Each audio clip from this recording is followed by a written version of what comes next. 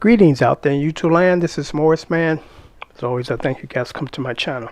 I'm going to do another, video segment of a series. I guess it's an ongoing series of reading between the lines, meaning that they tell you one thing, but they didn't tell you this, and this that they didn't tell you is very important.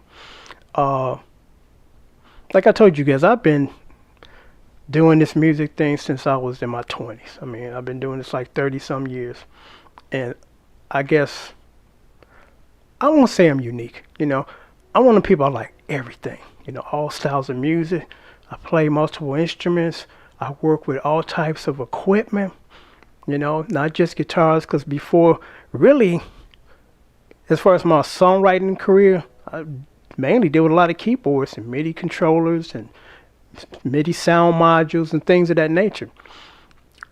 It's only when I do a lot of live stuff that I play bass, guitar, when they allow me to play little drums and little keyboards. But when I go into the studio, the majority of my makeup is piano, synthesized bass. For many reasons, and I get into that another video, but I buy stuff off of YouTube, eBay, Reverb. And like I told you guys, I've taken a break from Reverb. I don't know when I'm going back, if ever. I just got tired of the nonsense. People selling you broke shit, rusty shit, knobs missing. It's like, who's taking care of this stuff? Babies?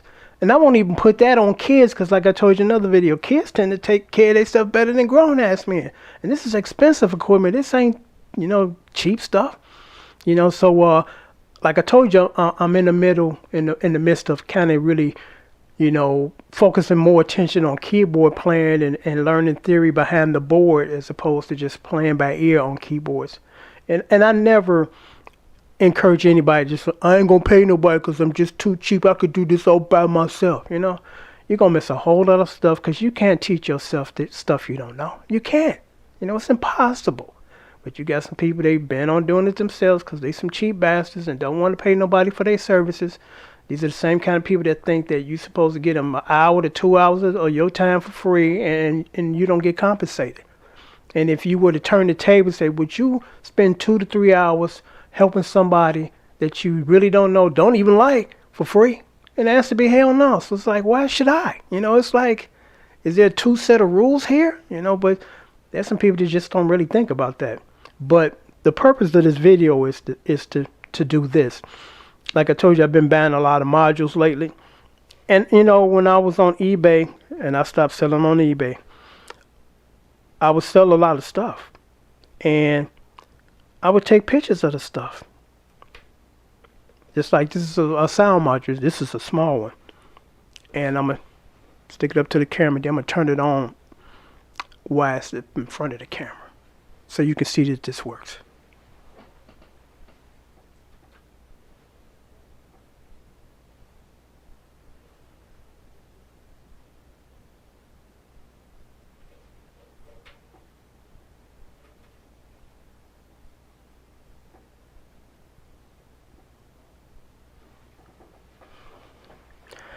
Now, I don't think that it takes a genius or somebody to coach you into doing this.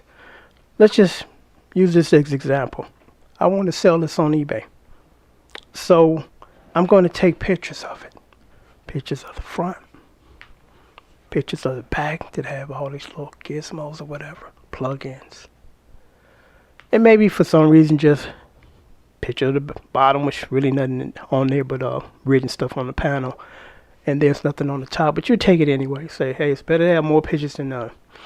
And in one of those pictures, or at least some of those pictures, you would think that people would take a picture with the fucking unit on. It's still a picture of a unit that's not turned on. And it's like, it would be nice to let me know that it at least comes on in the pictures that you are sharing with us. And so I seen the module. And I was like, I don't have one of those yet. And I looked at the pictures. Not on. It's kind of like having somebody come check out your car, but you never turn on the car. Just look at it. You can get in it, but don't turn it on. It's like, is that logical? No, it's not. And that's the same thing with, take a picture of your unit while the unit is on. that would help the seller or the buyer a great deal. So I seen the unit, get a picture of the front, I think picture of the back, no picture of it on. So I asked them, and the reason why I asked them this, because I've been working with these things for like 30 plus years. And I said, I got a question. I said, are there any internal batteries issues with this unit? Now, what the internal battery is, it's a little small battery. It's no bigger than like a nickel. And you can get them for about $6 to $10. And they're not hard to put in. You take the panel and select the little button in there. And the purpose of the battery is when you turn off the unit, it stores the eternal sounds and perimeters while the unit is not powered on. Now this battery can last, those batteries can last anywhere from 5 to 12, 13 years. I think it depends on how much you use the unit. Like I told you guys, I've had about 100 of these, if not more. And I've never ever had, and I've bought some of them used, some of them no. I've never had an issue where I'm working on it and in one day, because how you can tell the battery needs changing, when you turn it on, first initial turn on, it'll tell you right across the screen, replace the battery, the internal battery is low. And when you take that battery out, all the information goes away. So you better have it somewhere backed up on some type of media card. So I didn't want to get caught or stuck with a battery or a unit that the battery is not, or is about to die, and I don't have access to reloading all the parameters and sounds. And I'm like, I'm not trying to go through all that, because for what you're charging me, it should be good to go for a couple of years. Like I told you, I've never had any of the units that I've had, one day the battery went weak, So I asked the guy a question. I said, there's no internal batteries issues, meaning that the battery is low and it's going to need to be changed soon. And then one day, and then the next day he responded, he said, yeah, actually the battery will have to be changed. It hasn't been changed in a while. Now I'm saying to myself, this is very important information that you ignore to put in the auction. There's no mention in the auction from top to bottom, side to side, that it says internal battery will need to be replaced soon, because it's giving me the indicator. Because again, you don't know when it's going weak until one day you turn it on, and then the first thing that it display before it displays the sound patch program, the battery needs to be changed. Now I'm like, see, I know you knew this, and you were banking that the prospective buyer didn't know this. It's like, come on, man, just be honest. Because it's a pain in the ass to go through that, replacing that battery and then scrambling to try to get a download or upload, whatever the case may be, to upload the sounds again and the parameters, So it's like, you got to watch people on eBay, and especially Reverb, because they'll lie to you in a minute, these people. Not only lie to you in a minute, but then trying to charge you 4 times the amount the unit costs. I got this unit off of merry-go-round.com for $56. You go to Reverb right now, and this is the Yamaha TG100. You see them in there for $200. Some a little more, but you won't find one $56. Because I can give Music Around that. They are very reasonable prices. You just hope that you don't get something that you have to return due to no fault of your own. Then that's when you get screwed. You got to pay out of your pocket to ship it back, even though they sent it to you not working.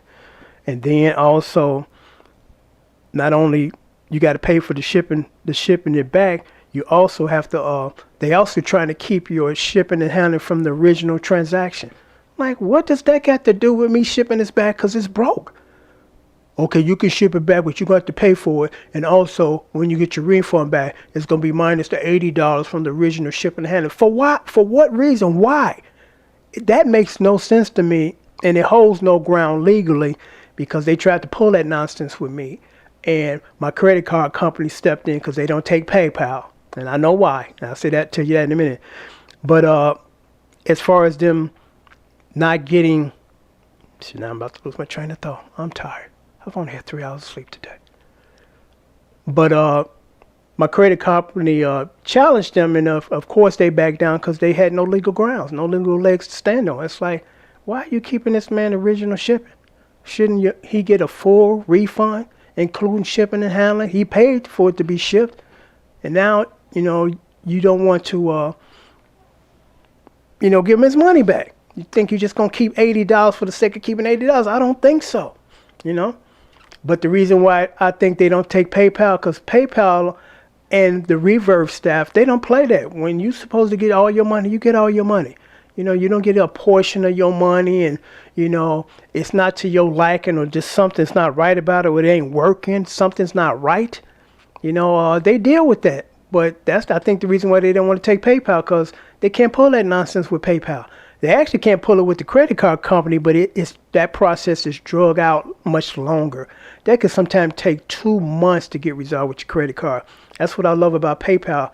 You get a resolution in 2 weeks, or it gets resolved in 2 weeks instead of 2 months. I was once told it might take 90 days, with my credit card. And that's why I don't use my credit card when I don't have to, I keep those separate. I love PayPal for that reason. It's like I'm protected. And so is the buyer. It's not just about, the seller the buyer being protected. So is the seller. It's not just about the buyer being protected. It's about everybody in this transaction is going to be protected. You get what's coming to you legally, and morally, as opposed to, again, the music company that you're buying from is trying to cheat you, or you a scammer yourself posing as a buyer, because there are a lot of scammer buyers out there. I had one guy a couple of months ago. I shipped him a guitar. He broke it deliberately, snapped the neck, and thought that he was going to get his money back, and claimed that I sent him a guitar with a snap neck. Not that it got damaged in shipping, but I sent him a guitar with a snap neck. I'm like, are you serious, man? I've been dealing with PayPal for over, almost 20 years, I think. And I got a stellar feedback. I don't have a history trying to sell broke stuff or cheat people. And they look at my record and tell that this dude got 100% and this other dude kind of shady, And they ruled in my favor because they knew that he lied. Because, a whole lot, I did that video, but I'm like, there's people that think they clever, and they idiots. But I just want to post this kind of video because, like I said, I do these videos from time to time. Be careful. Ask questions. If you don't feel that it's right, ask some questions before you spend your money on buying a unit, because that guy was banking on the fact that it wasn't on, and no one's going to question the battery, or most people don't know about the eternal battery that lasts, again, anywhere from 5 to 10, 11 years. And when it starts to go out, you better have that data already bagged up. So when it goes out and you have to take that battery out, all that data goes away, then you can upload all that stuff back. But I'm glad I asked the question that I did, because I'm like, I'm not buying that.